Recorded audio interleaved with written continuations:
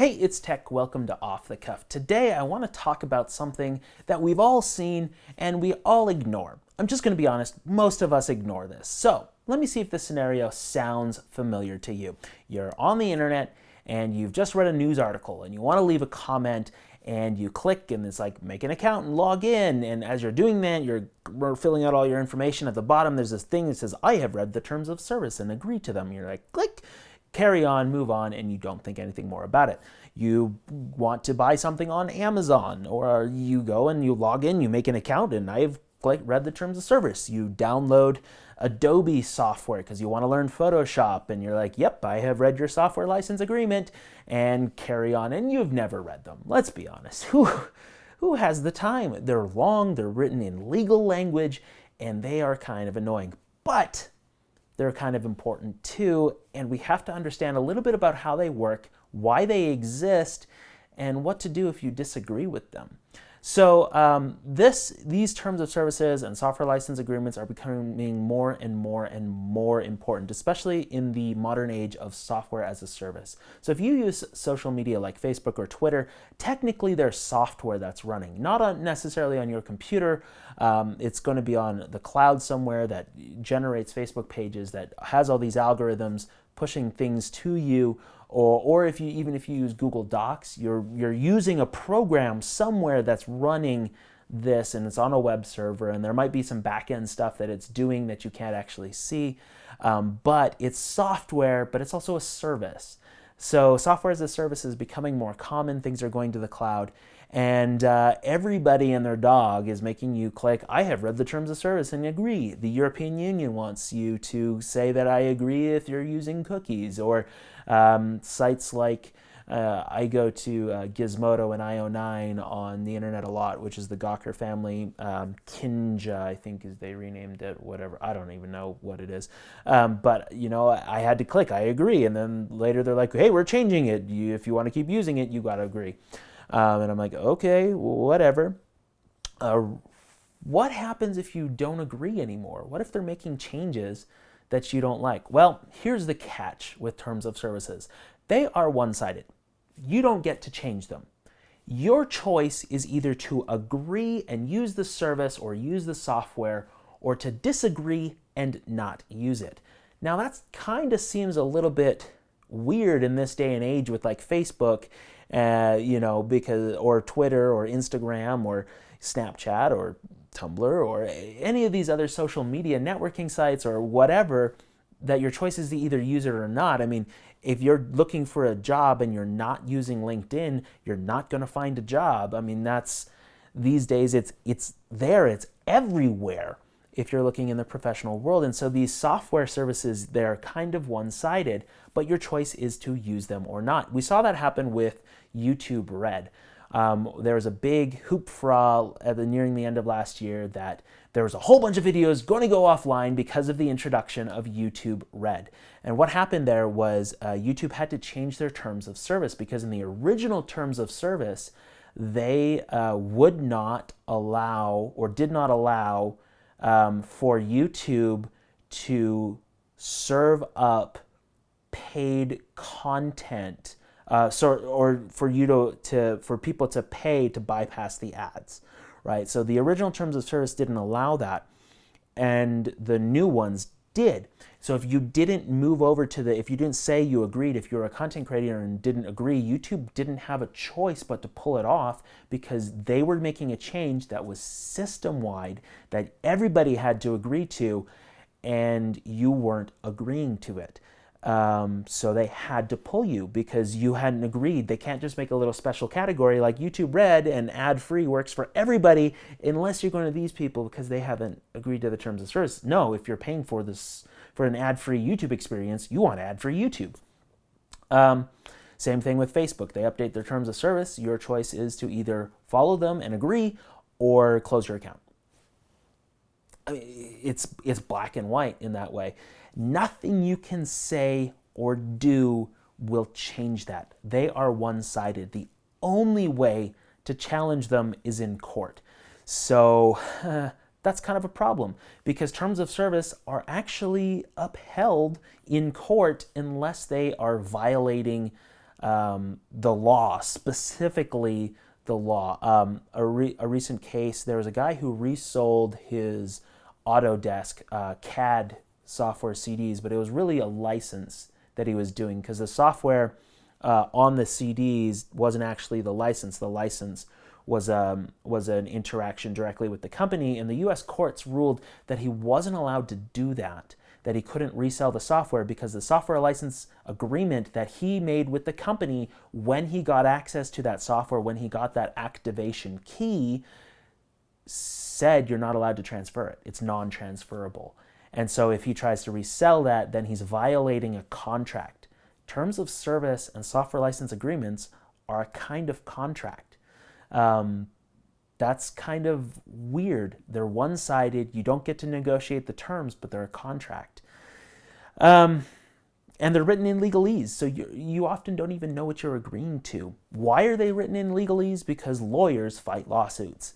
And when you write a contract, when you have anything that is supposed to be binding, you have to make it as specific as possible, using specific language that means specific things. The denotation is more important than the connotation.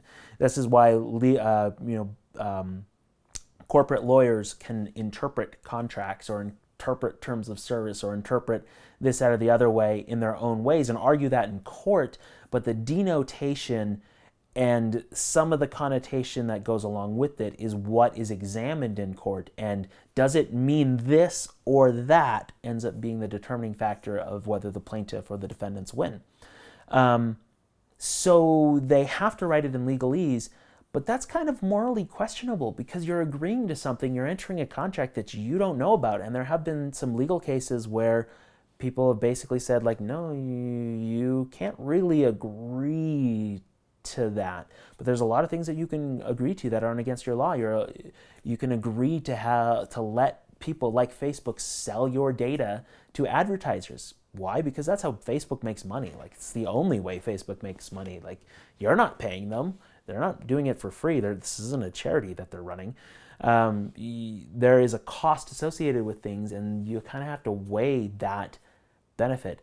Sometimes there's questionable language. I'm going to go with Facebook on this one because right now it's in a weird place, especially with some decisions that I've been thinking through, and they're a really prominent example about it. They have language in the Facebook Terms of Service which allows Facebook to do what it does. So I post on Facebook, and Facebook, I own the copyright to what I post. If it's a video or text or an image, I own the copyright.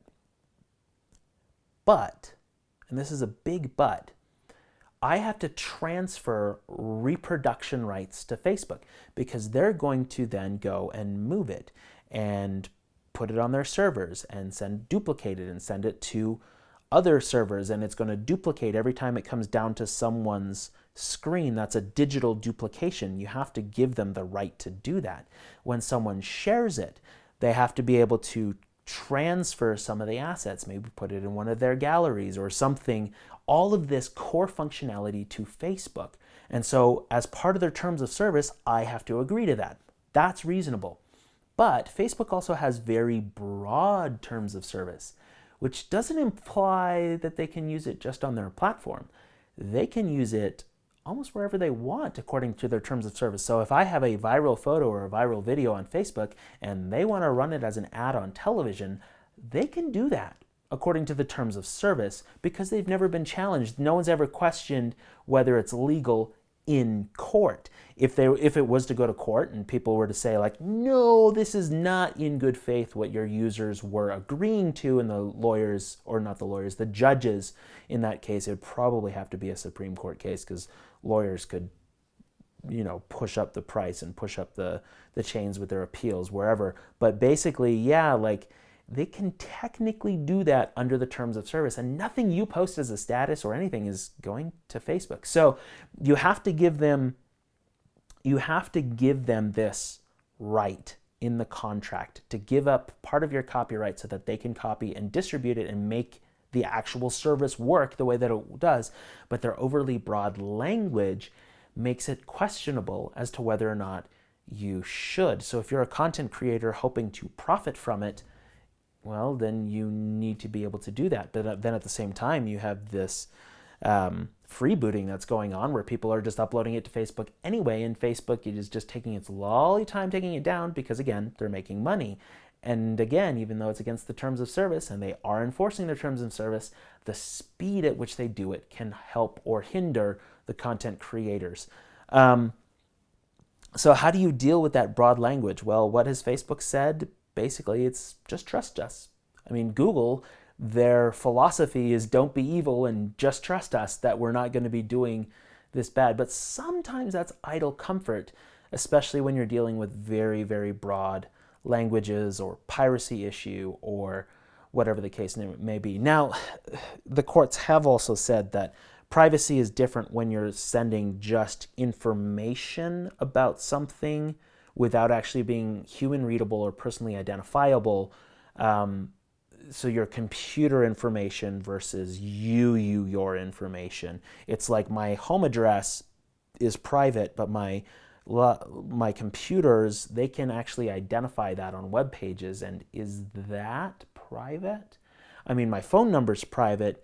Is my email private if I'm using it on websites and if I've agreed that they can use it for other things? There's a lot of legal gray areas in the internet because of the way that the technology works. But overall, you kind of have to be a little bit aware and use your best judgment, because Google is probably not going to start using your emails in a Super Bowl ad. Well, that would also violate privacy because the contents of those emails are actually private. Anyway, but Facebook might. They have been showing certain, tendencies towards this, that, or the other thing, which really bothers me because I would love to use Facebook video, in part because Facebook doesn't believe in net neutrality. They actually penalize YouTube videos on Facebook. I've talked to a couple other content creators and to some site runners. If it has the word YouTube in it or a link to YouTube in it, they won't show it to your audience. They'll show it to like less than 1% just because they can. It's their platform, which is definitely against net neutrality, especially when you consider that Facebook is trying to bring internet connections to people in the world. And it's only YouTube videos that they do this with, and it bugs the crap out of me. That's life. So what do you do if you do actually want to understand the terms of service or software license agreement? Fortunately, we live in an age where there are people who want to build communities to help you understand. A great place that I found was called TLDRlegal.com. So TLDR, that's internet speak for too long, didn't read.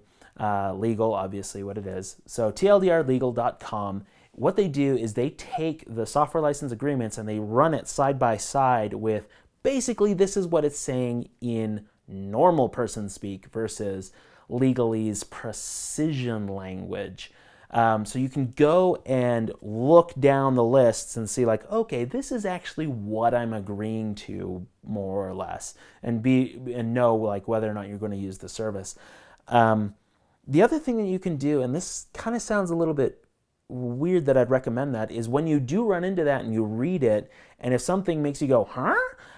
Try and see the company's point of view. And this is what I mean by the sometimes they have to state things to make sure that they can actually do what they do. Like, is it Facebook or is it Twitter that you're basically saying anything I post on Twitter, Twitter can go and use, right? Is it Instagram? So I'm giving up some of my rights so that Instagram can make advertisements and show that there are users who use it. Like, what is going on? What can I do with the data? Try and see the company's point of view. I don't always recommend that because you will have differing points of view sometimes. But in the age of technology where software as a service is getting bigger and bigger, and where software license agreements and terms of services are everywhere, sometimes it does pay to do a sober second thought, especially if other people, if something's new, just check it out. Just make sure that you're going to be okay with that. Anyway, that is my lecture on the terms of service. It's definitely not in legalese.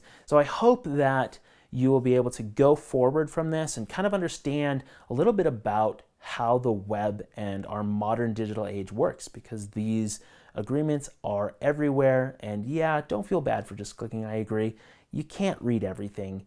Just move on. But if you are worried, go and do your due diligence. Yes, people sell your data because that is the best way of making money. No, I will never do that. And I want to make sure I said that on camera, because I found out the other day that there are ways to do it with YouTube audiences, and I almost threw up because it was that distressing to me that people would even consider doing that. But that is how sites make money. It's not necessarily selling information about you, but it's more this computer comes here and looked at this product, so when you go to a different website, they can advertise that to you. It is what it is. This is the age we live in. I might talk some more about other issues around that, like how cookies track you and why I never worry about them. And we'll go from there in the future. So until next time, I'm Tech Adams saying keep thinking, and thanks for watching.